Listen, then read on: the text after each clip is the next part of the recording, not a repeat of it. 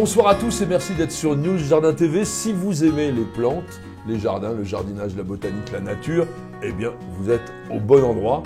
Et je vous rappelle que chaque soir, nous répondons à une de vos questions. C'est le principe même de cette émission, le quotidien du jardin. Vous avez tout loisir de poser vos questions comme vous le désirez. Nous avons le site internet www.newsjardintv.com sur lequel il y a l'ensemble de nos vidéos et pas mal d'articles aussi.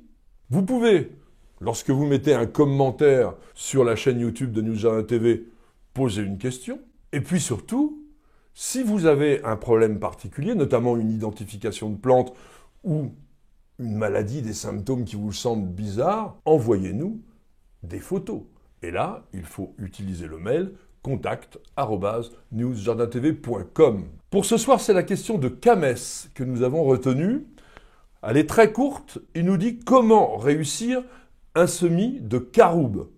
Et il a écrit caroube, K-H-A-2-R-O-U-B. Dans un premier temps, cette écriture m'a désorienté parce que je connais la caroube, le fruit du caroubier, mais nous l'écrivons C-A-R-O-U-B-E. Alors j'ai cherché un peu. Et notre ami Kamès a lui utilisé la transcription du nom arabe de la plante avec notre alphabet, et il l'a écrit K-H-A-2-R-O-U-B. Mais on a affaire à la même plante. Le caroubier, c'est quoi? C'est un petit arbre qui est extrêmement répandu dans l'ensemble du bassin méditerranéen. Et on le cultive en abondance au Maghreb, et nous allons le voir pourquoi. Pour les botanistes, le caroubier est Ceratonia silicoa, un nom qui a été donné en 1753 à la plante par l'incontournable Carl von Linné, notre naturaliste suédois préféré. Il a utilisé le grec kération, qui veut dire petite corne, pour créer le nom Ceratonia. Ça fait référence à la forme cornue de la gousse, le fruit, lorsqu'il arrive à maturité. Quant au nom d'espèce silicoa, il désigne les gousses en latin, parce que la plante fait partie de la famille que l'on appelait légumineuse jadis, et qui aujourd'hui se nomme fabacées, comme le pois, comme le haricot. Et ça fait des gousses. La plante porte divers noms vernaculaires qui sont assez évocateurs. On a carouge, mais on a pin de Saint-Jean-Baptiste, figuier d'Égypte, ou même fève de Pythagore. Alors on est vraiment retourné dans l'Antiquité, et il est vrai que l'on cultive cette plante quasiment depuis des temps immémoriaux. Je vous disais que le caroubier forme un petit arbre qui pousse lentement, mais qui parvient à atteindre entre 5 et 15 mètres vers les 50 ans, alors qu'il peut vivre jusqu'à 500 ans. Le feuillage est persistant, il est composé d'un nombre pair de folioles, donc on dit qu'il est paripenné. Elles sont ovales, coriaces, d'un vert assez sombre. Le caroubier est dioïque, ça veut dire qu'il existe des plants mâles et des plants femelles. On rencontre parfois des spécimens qui sont unisexués, mais dont les inflorescences peuvent être hermaphrodites. Mais c'est assez rare. Ces inflorescences apparaissent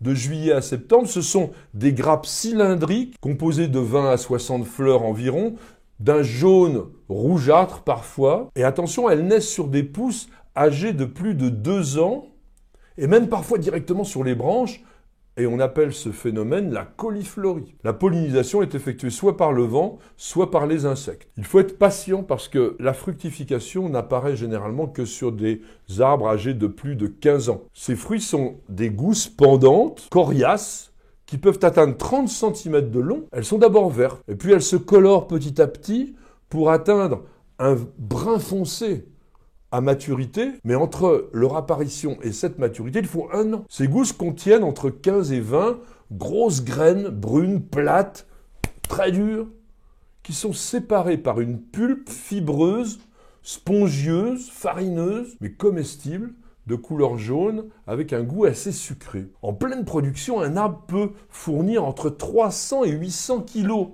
de caroube. Alors à quoi ça sert? Eh bien, on utilise de plus en plus la farine de ces graines dans des produits de l'industrie alimentaire, même en pharmacie, en cosmétique. Et c'est pourquoi il y a une énorme culture de caroubier dans les pays du Maghreb. On le voit relativement peu en France parce que c'est une plante frileuse, il faudrait vraiment lui éviter le gel, même si on considère qu'il peut résister à moins 5 degrés. En revanche, il est très résistant aux sécheresses estivales. Il peut supporter des arrosages très irréguliers. Maintenant, pour répondre directement à notre abonné et à sa question, sachez que les graines fraîches, lorsqu'elles sont matures, vont germer assez facilement, environ une trentaine de jours, donc un mois. En revanche, dès qu'elles sont sèches, elles durcissent parce qu'elles n'absorbent plus d'eau et ça gêne, voire ça empêche complètement la germination. Si vous disposez de graines de caroubier sèches, il va falloir les tremper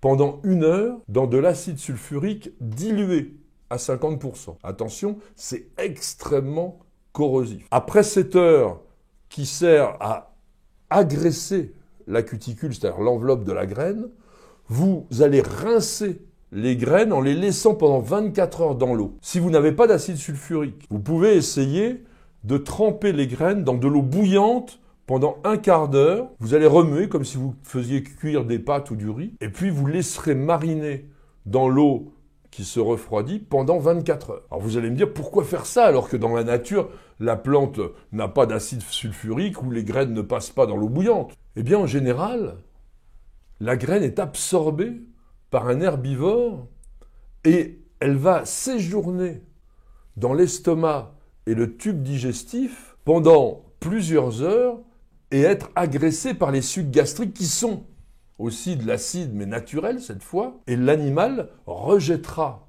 les graines qu'il ne consomme pas. Il a mangé la pulpe qui les entourait et du coup, la plante pourra germer.